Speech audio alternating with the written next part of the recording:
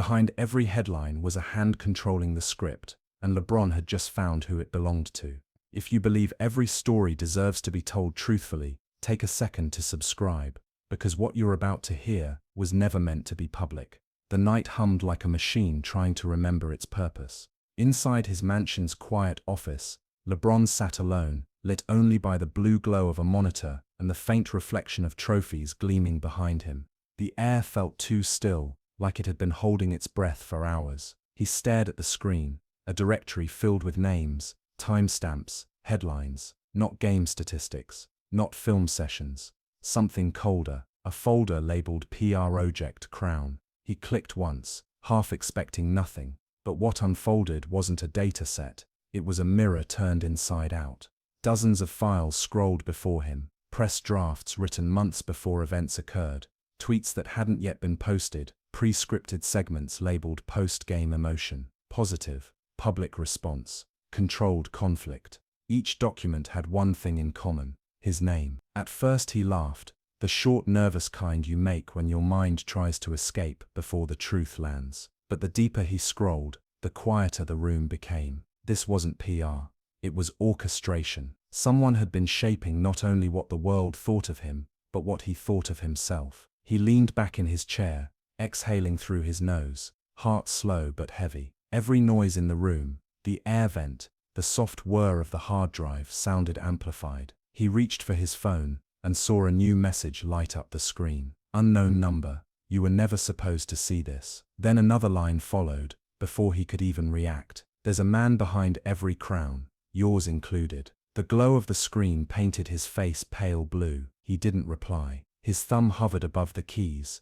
his mind sprinting through memories of meetings, press days, commercials. The way everyone always seemed to know the next question, the next spontaneous reaction, the next headline. He'd believed he was shaping his own legend. Maybe the legend had been shaping him. He looked over his shoulder at the shelves lined with gold and glass, the trophies that once meant destiny. Now they looked like props. He stood slowly, stretching his back, bones cracking like small gunshots in the silence. Through the tall window, the city sprawled below, a sea of lights and billboards, half of them showing his face. One smiled, one roared, one prayed, all perfect, all unreal. His reflection merged with the skyline, and for a moment, he couldn't tell which one was real. You can't own the truth, he whispered to the glass. The reflection whispered back, they already do. Morning came too clean. He woke to headlines that felt like déjà vu. LeBron James, a legacy at peace. Source close to retirement.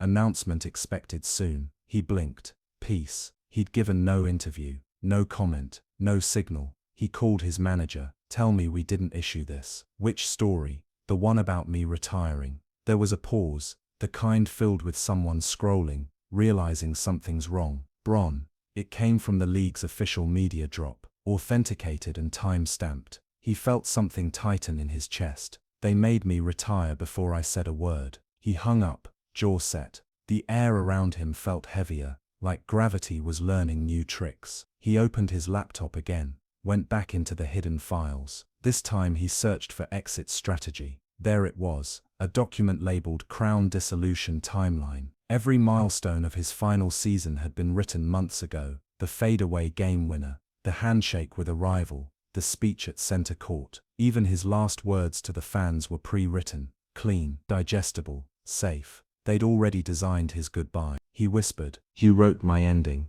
But something deeper in him, that competitive, untamable pulse that had carried him through decades, said rewrite it. Later that day, he drove downtown, cap low, hoodie drawn. The league's glass headquarters loomed over the city like a mirror to heaven, reflecting everything except what was real. The receptionist saw him and froze mid-sentence. "Mr. James." "I didn't." He raised a hand. "This is off the record." Her throat bobbed.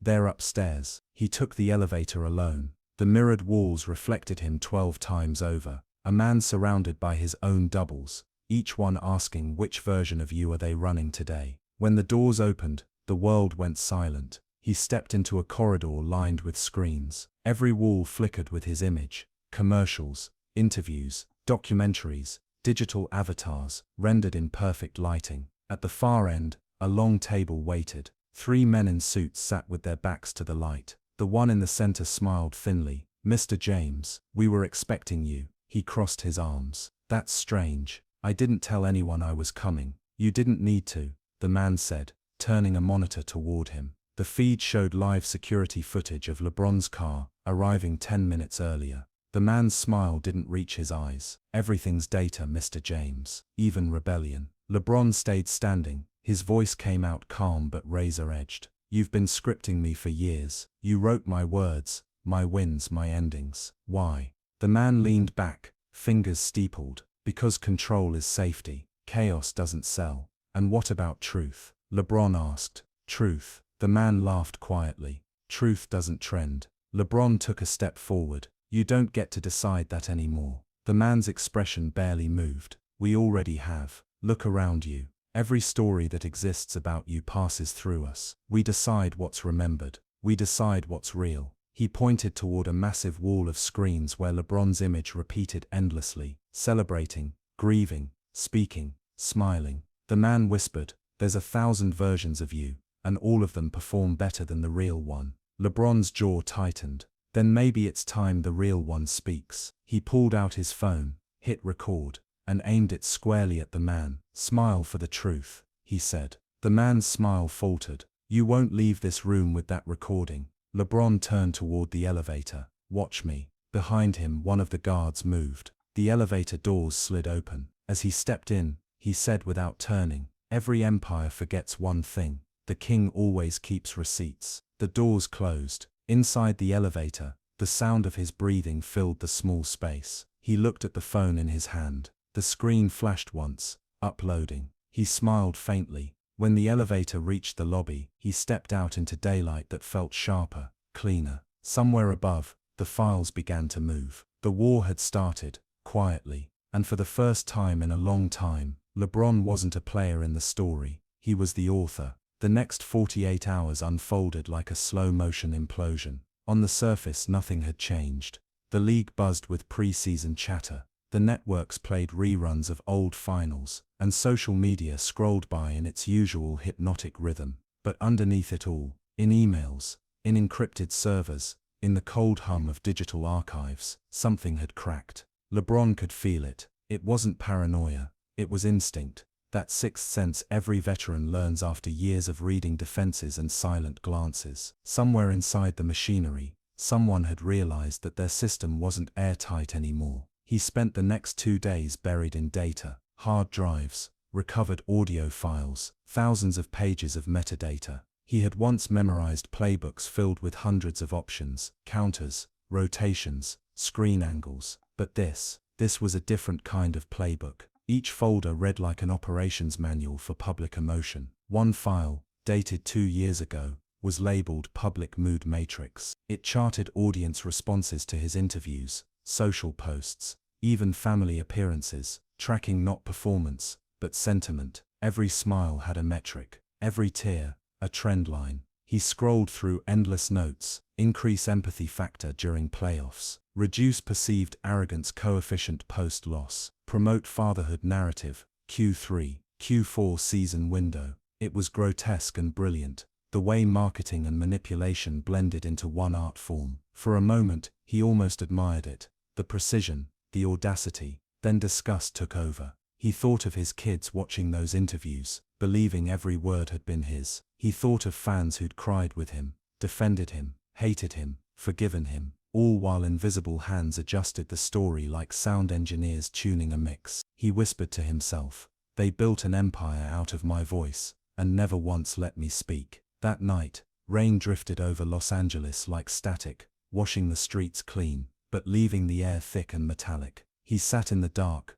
hood up, the laptop screen reflecting in his eyes like twin moons. The files kept downloading from a private cloud, slower now, as if the system itself was resisting. Then in the corner of the screen, a message flashed: connection interrupted, source detected. He leaned forward, fingers hovering above the keyboard. Found me already. He switched networks, rerouted through a proxy, wiped logs, closed everything. When the signal finally steadied, a new message appeared from the same anonymous sender: "They're watching. Keep moving. You're not the only one left." He stared at the words, Then who else is there? No answer. By morning, the sports channels exploded again, this time with exclusive leaks. A 5-second audio clip surfaced on a gossip podcast. Frame retirement as graceful surrender, not resistance. The same phrase he'd read inside the PR Project Crown files. The voice wasn't his. It was corporate, cold, rehearsed. But it carried weight.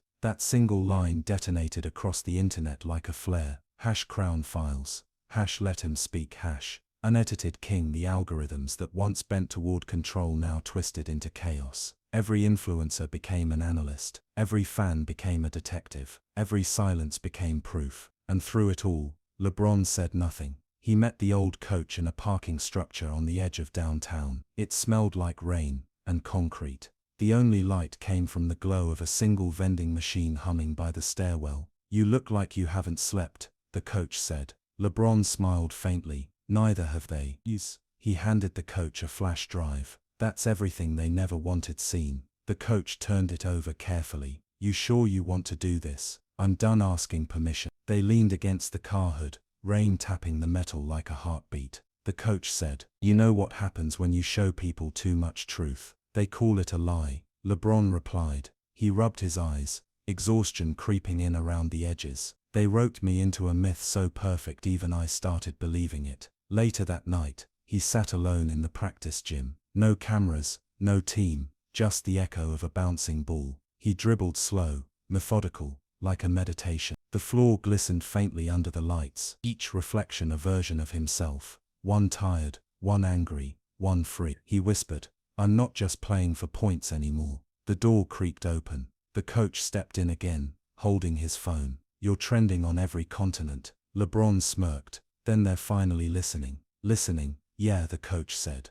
"But they're not ready to hear." LeBron stopped dribbling. The ball rolled away, its echo fading. He looked at his reflection in the plexiglass scoreboard, numbers frozen, as if time itself had paused. Then he said, quietly, "Then I'll say it where they can't mute me." The next game came faster than anyone expected. Every ticket sold out. Every network scrambled to control the feed. The league doubled the security around press access. But what they couldn't control was the microphone. Every star player wore one, a sponsorship requirement for behind-the-scenes insight. And this time, LeBron knew exactly how to use it. The arena that night looked less like a stadium and more like an altar. Flashbulbs popped like lightning. The crowd's roar was thick, feverish, almost ritualistic. He jogged onto the court, sweat already cooling his arms, the weight of the mic pack pressing between his shoulder blades like a truth waiting to burst. The first quarter was a blur of movement and muscle memory, passes,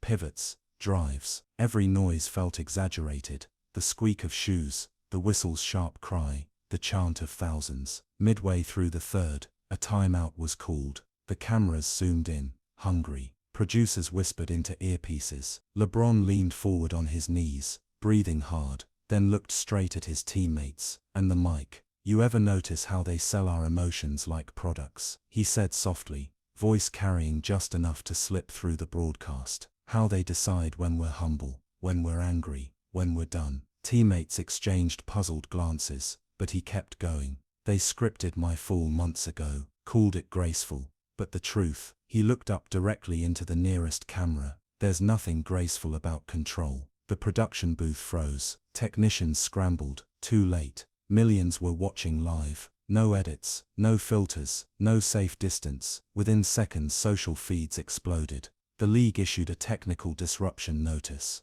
Broadcasters cut to commercials, but the clip had already been ripped and uploaded across the world. It was out. It was unstoppable. And as he walked back onto the court, the crowd's noise shifted. Not cheers, not boos, but a strange electric hum of awareness. The sound of people realizing they'd been watching shadows all along. In the control room downtown, the architect stood behind a wall of screens, jaw tight. "Cut the feed," he ordered. "We can't," a technician said. "It's mirrored on every stream." "Then overload it," he snapped. "Already trying." The architect stared at LeBron's frozen image on the main monitor, mid-stride, sweat glistening under the lights, defiance carved into his eyes. "This wasn't supposed to happen," he whispered. Behind him, another screen flickered. An error message appeared. "Upload in progress." Project Crown Files. The architect's reflection in the glass twisted. He realized the impossible. LeBron hadn't just spoken, he'd triggered the upload during the game itself. Back on the court,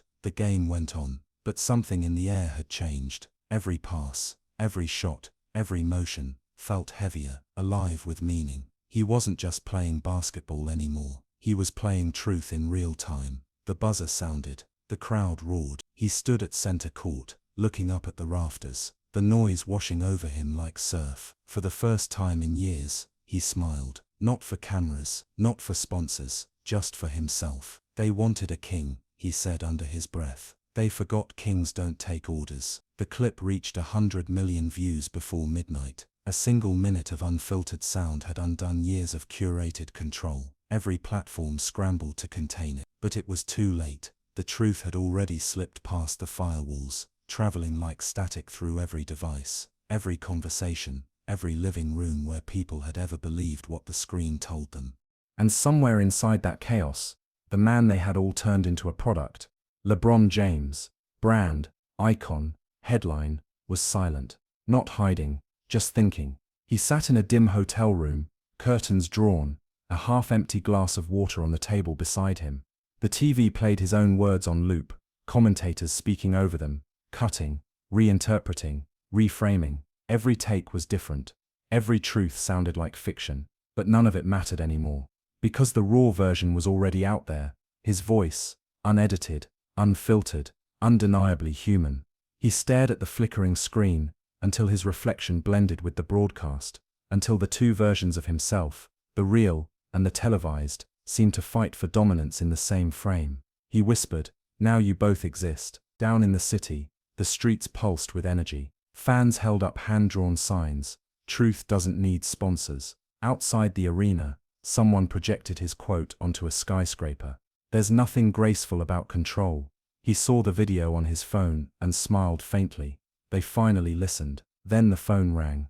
Private number. He hesitated, then answered. The voice on the other end was calm, clinical, the same tone he'd heard in that boardroom. "You think you've won. I think I've started. Do you understand what you've done?" For once, LeBron said, "Yeah." Silence. Then a slow, deliberate exhale from the other side. "You turned a narrative into a weapon. That's dangerous, even for you. Only for people who live on lies. The truth won't protect you. It never does." He hung up before the man finished. The dial tone hummed like defiance. He sat there for a long time, phone face down, the weight of everything pressing in.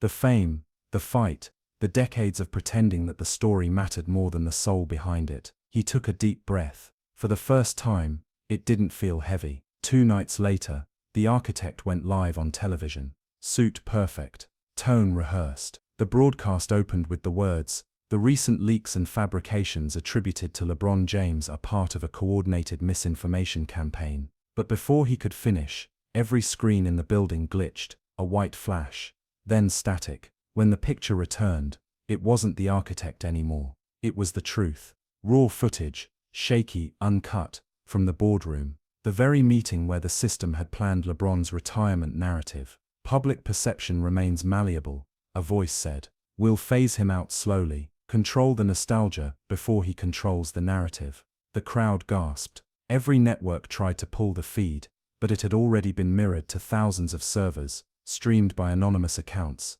downloaded, reposted, immortalized. The system had eaten itself. LeBron watched the chaos unfold on a cracked tablet screen from a hotel balcony overlooking the freeway. The city lights glowed like constellations drawn by human greed and curiosity. The air smelled of burnt electricity, the scent of something ending. He murmured, "You wanted a script. You got a story instead." The coach stepped outside beside him, jacket thrown over one shoulder. "You know what they'll call you now." He smirked. "A conspiracy. They'll call you a threat." "Good," LeBron said. "Means they're finally paying attention." They stood there for a while, listening to the sirens below, the hum of traffic, the world adjusting to a new kind of noise, the sound of unfiltered truth, trying to find its rhythm. By morning, government statements poured in. Corporate spokesmen denied involvement. Sports networks pretended neutrality, but the damage was done. Sponsors froze, shares dropped, and for the first time in a generation, the The public didn't care about the next season's storyline. They cared about who was writing it. The myth was cracking open. LeBron drove home that afternoon. The roads were empty, a rare sight for Los Angeles. He passed murals of himself, painted years ago, faded by smog and sunlight. Some showed him as a hero, others as a god. He slowed at a stoplight and stared at one that showed him kneeling mid-game, head bowed. Below it, someone had spray-painted 3 new words. Let him speak. He rolled the window down, felt the dry wind hit his face, and whispered, "They already did."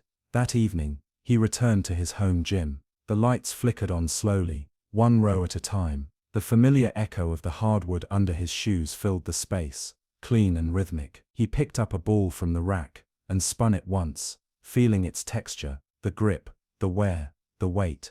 It felt real. He dribbled twice, then stopped, staring at his reflection in the glass wall. For a moment, the reflection moved differently, a glitch, a flicker. Then he realized it wasn't a reflection.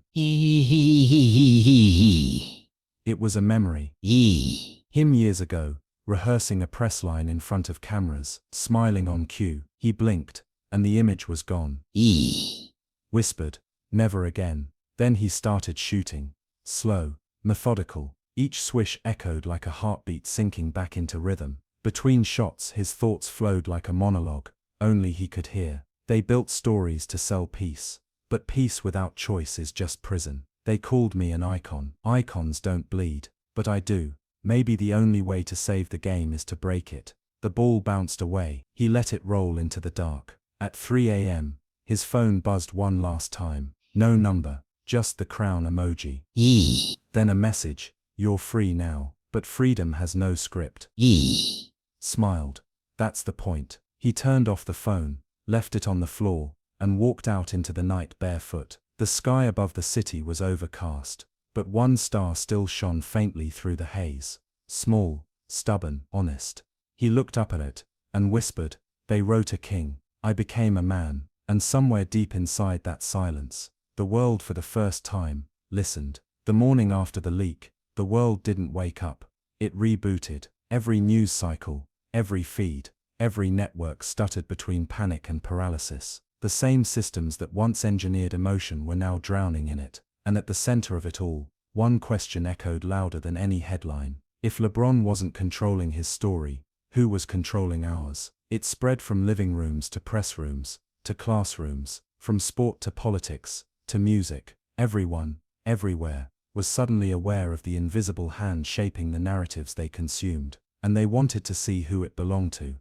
The league issued a statement at noon sharp. "We categorically deny any involvement in unauthorized media manipulation or narrative fabrication." But even the phrasing felt manufactured, polished to death. The public had learned to recognize scripted sincerity, and this was textbook. They didn't believe a word. By sunset, protests had formed outside the league's headquarters, not violent, aware. Fans stood holding signs that read, "Let players speak. Unedited truth. No more scripted heroes." It wasn't rebellion. It was awakening. Inside the building, the architect watched the footage in silence. Security guards lined the windows, but the crowd didn't move closer. They didn't have to. The silence of their unity was more powerful than any chant. He looked at his reflection in the glass, tired eyes, silver hair catching the neon glow of the city below. He'd built an empire out of illusion, and now he could see it dissolve pixel by pixel. He whispered to himself, "Change the rules." Across the city, LeBron sat alone in a car parked at the edge of Mulholland Drive. The city lights stretched below him like circuitry, bright, alive, chaotic. He didn't smile, didn't celebrate. Just breathed. The coach sat beside him, watching the skyline too. "So, you won." LeBron shook his head. "Nobody wins a war for truth. You just survive it." Churned, to the coach. "You ever notice how quiet it gets when people finally stop lying?" The coach chuckled. "Scares them." LeBron nodded. "Good. Fear makes them think." He reached for the radio, turned it on. A talk show host was dissecting every second of his mic moment. The words corporate control, player autonomy, and media puppetry filled the static. He switched it off. "Let them argue," he said. "They'll find what matters on their own." In the days that followed, the effects rippled outward. Athletes across the world began releasing their own raw files, uncut interviews, practice footage, backroom recordings. Some were small, meaningless, others were seismic. The illusion of control, that careful choreography of who smiles when and why, collapsed under its own weight. Networks tried to contain it. Politicians tried to hijack it. Corporations tried to spin it into a marketing campaign. But it was too late. A new movement had already formed online. Organic and untamed. The Unedited. Millions joined. Artists released demos instead of albums. Filmmakers uploaded raw takes. Writers posted drafts. The world rediscovered imperfection and found it beautiful. For LeBron, the noise never stopped, but it changed tone. Instead of headlines, he received handwritten letters. Kids, veterans, single parents, all thanking him for breaking something they didn't even know was holding them hostage. He read them at night, one by one, under the same dim light, where he'd once discovered Project Crown. Somewhere between exhaustion and peace, he realized something strange. He no longer hated the system, he pitied it. It had been designed to control people, but it had ended up caging itself, trapped in a loop of its own fiction. He whispered, "You can't own the story once it starts telling itself." Weeks later, he returned to the gym, not as a player, not as a symbol, just as a man. The walls were quiet, the air thick with dust and memory. He picked up a ball and spun it, the motion automatic. The squeak of his shoes echoed through the empty space. Clean, timeless, human. He dribbled once, twice, then stopped and laughed. It wasn't the proud laughter of victory, but the relieved kind that comes after you finally understand why you've been fighting. The door creaked open behind him. The coach leaned against the frame, coffee in hand. "Looks like the game missed you," he said. LeBron shook his head. "I missed the silence more." They stood there for a while, the echo of the last dribble still fading. Finally, the coach said, "You know they'll turn this into a movie." LeBron smiled. "Then maybe this time, they'll leave the ending uncut." By now, the league had changed, or at least, it pretended to. New executives, transparency committees, public statements about restoring authenticity. But behind closed doors, the same question haunted every boardroom. What if they stopped believing in the story altogether? Because that was the one thing control could never survive: disbelief. One evening, a reporter managed to catch up with LeBron outside a youth center in Akron. He was helping kids shoot free throws, laughing with them, sneakers squeaking across the cracked asphalt. "Mr. James," the reporter said, microphone trembling, "the world wants to know, are you ever coming back?" LeBron took a breath, smiled, and looked at the kids. "I never left." The kids laughed. The reporter hesitated. But professionally, LeBron shrugged. "They can have the league. I've got the future." He turned, spun the ball once on his finger, and passed it to a young boy who barely caught it, eyes wide. "Your turn," he said. The cameras caught the moment, but for once there was no background music, no commentary, no cutaway shot, just real sound. The wind, the laughter, the ball hitting pavement. That was enough. Back in Los Angeles, the architect watched that clip in silence. His empire gone, his position erased, his control shattered. He rewound the footage once, then again. Finally, he smiled. Small, bitter, human. "Guess he won after all," he muttered. Then for the first time he closed the monitor himself. That night, LeBron stood on his balcony, overlooking the city. The same skyline that had once felt like a battlefield now shimmered like a living thing. "Imperfect, unpredictable, free," he whispered. "They can edit words. They can't edit truth." And for the first time in decades, he didn't need to rehearse what came next. He just lived it. The first dawn of peace never arrives with trumpets. It comes softly, like light creeping under a door you forgot to close. And that's how it felt for LeBron. The morning everything finally stopped. No headlines, no trending tags, no calls from PR, just stillness. He woke to the sound of his own breath, steady and unhurried. The house around him was quiet, not the performative kind of quiet, but the kind that feels earned. Outside, the California sun was barely breaking through the curtains. He poured coffee, no cameras, no team nutritionist measuring macros, just him and the hiss of the kettle. The taste was bitter, grounding. He looked out the window. The city seemed smaller now, not because it had changed, but because he finally saw where he ended, and the noise began. Later that day, he went for a walk through a small park tucked behind the freeway. It was old, cracked asphalt, painted in faded lines, a court for people who played for love, not applause. 2 kids were shooting around, one using a ball so worn that the leather looked like paper. "Mind if I join?" he asked. They turned, disbelief washing over their faces. He smiled. "Just Bron." They played to 11. He let them win. When the last shot dropped through the net, one of the boys shouted, "We beat LeBron James." He laughed. "You beat Bron. The other guy retired a long time ago." That night, he returned home to find a package on his doorstep. No return address. Inside, a single DVD labeled "The First Cut." He placed it in the player. The footage flickered to life. Grainy, time-stamped. It was him, 18 years old. First interview as a rookie. Reporter: "You think you can handle the pressure of being called the chosen one?" Young LeBron: "Pressure makes diamonds, right?" He smiled at his younger self. So sure, so bright, unaware of the machinery already building around him. He whispered, "You did good, kid."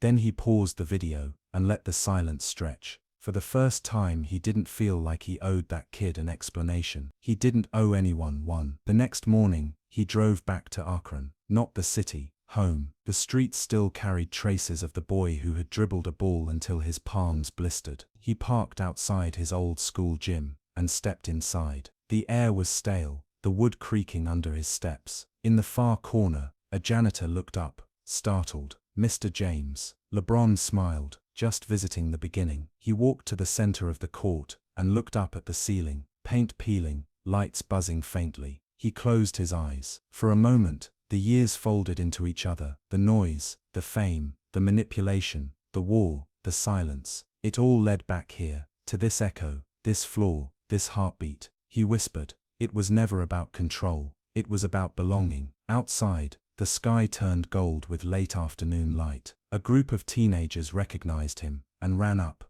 phones ready. "Can we get a picture?"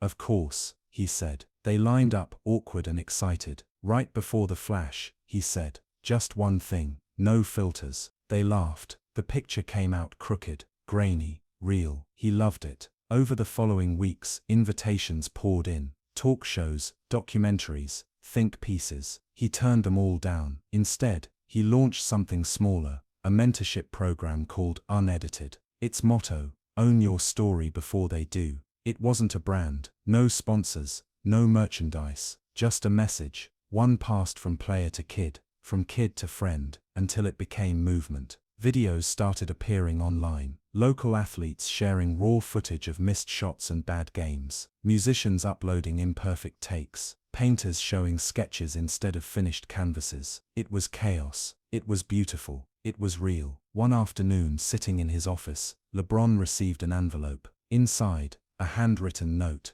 No signature. "Truth has no owner, but it needed a messenger. You did your part." He turned the paper over. On the back, a small crown symbol, drawn in pen. He smiled. "Guess even ghosts can change." He placed it in a drawer and closed it, not to hide it, but to keep it safe. Months passed. The noise around him became softer, kinder. Even the media, once a predator, began to sound human again. The questions were different now. What do you miss the most? What did you learn? What's next? He answered every time the same way. "I learned that control and peace can't live in the same room." That winter, he returned to that same court in Akron. Snow had begun to fall, soft, silent flakes landing on the worn paint. He wore no camera, no entourage, no brand colors, just a ball and a hoodie that said, "Truth over title." He dribbled once. The sound was small but perfect, a heartbeat in snow. He whispered, "You wrote me into a king." Another dribble. "You forgot I was a man." He crouched, spun, shot. The ball arced high, cutting through the pale sky, falling clean through the rim with a hollow swish. No one saw it. No one needed to.